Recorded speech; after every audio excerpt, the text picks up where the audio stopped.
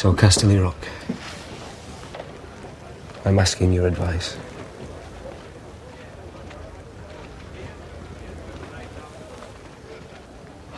We have enough men? If Walder Frey cooperates. If Walder Frey cooperates.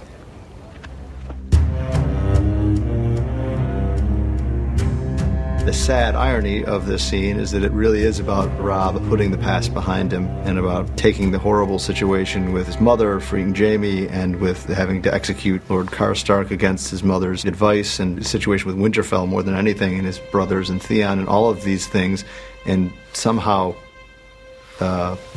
getting beyond them without forgetting them, and moving on to the next chapter, and moving on to the task at hand, which is to defeat the Lannisters, to take Casterly Rock, and to force them to a truce. I think in his mind, they both made political mistakes, even though he's so glad he married Talisa and loves her so much. Certainly, politically, that was a bad move, and certainly in his mind, releasing Jaime was a terrible move. But now it's time to move on because they really only have each other. You know, these are the only two Starks together, other than Bran and Rickon, and he needs his mom's counsel at this moment, and he needs his allies more than ever. And he's got no stronger ally than his mother. And I think a part of him is thinking, well, maybe this is a pretty audacious plan, and so if she says this is lunacy, then maybe it is lunacy. But when she tells him, show them how it feels to lose what they love, he feels validated in this decision, and he feels like this is the correct way forward. Don't worry, they're still there. I know they're still there. You check every 5 minutes like you're afraid they're going to move. I'm not afraid. Of course you are. You're almost there. And you're afraid you won't make it. The closer you get, the worse the fear gets. He understands that she's afraid, and he knows why she's afraid, and he's right. I mean, she's gone through such hell right from the moment where she saw her father beheaded up until this moment. And she's gone through things that no young person or anybody should ever have to go through, and finally the light is at the end of the tunnel or across the river, as the case may be, and she feels like she's finally can dare to hope for something good to happen to her again. And this is somebody who's gotten so hardened and all but lost any hope that something good can happen to her.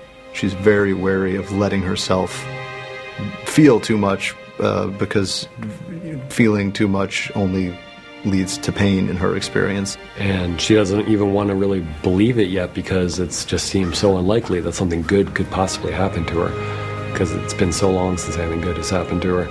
But then he takes her to the outskirts of the Twins, and she sees the Stark banners waving in the distance, and she knows he's telling the truth. I mean, the Stark army is right there. And then she gets even closer. She gets inside the walls of the Twins, and she sees Stark men. You know, and those are her guys.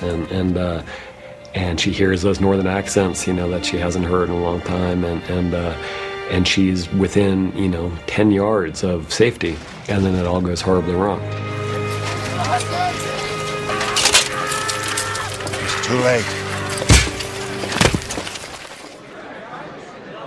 Your Grace,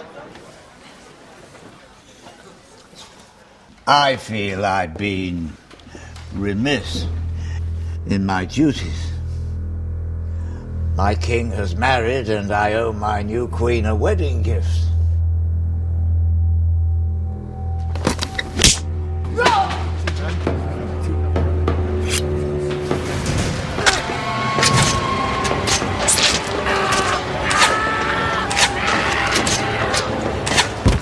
I'd say it's clearly one of the more important events in the entire series. Everything changes after this point. It's kind of the end of the Innocents. It's Ned's death was so pivotal at the end of season 1, and everything changed from that point. And even though there have been many big moments since then, there's nothing that compares to the Red Wedding. So it's all different after this. This was an event that was not only from the books, but it was one of the primary reasons that we wanted to make this show. We thought that this was getting to the Red Wedding for us was such a major milestone and such a source of trepidation, because it's a shocking scene and a shocking moment, and it's also completely inevitable in hindsight, which I think is one of the things we love so much about it from the beginning, and one of the things that makes for so much great drama. I mean, so much great drama and so much great storytelling is completely surprising when it hits you, and then if you go back and you read it again, you go back and you watch it again, you are asking yourself the question, how could I have missed that this thing was coming? You know, all the clues are there, and certainly you knew that Robb was heading into a dangerous situation, but somehow your guard drops and it looks like, hey, this might have a happy ending.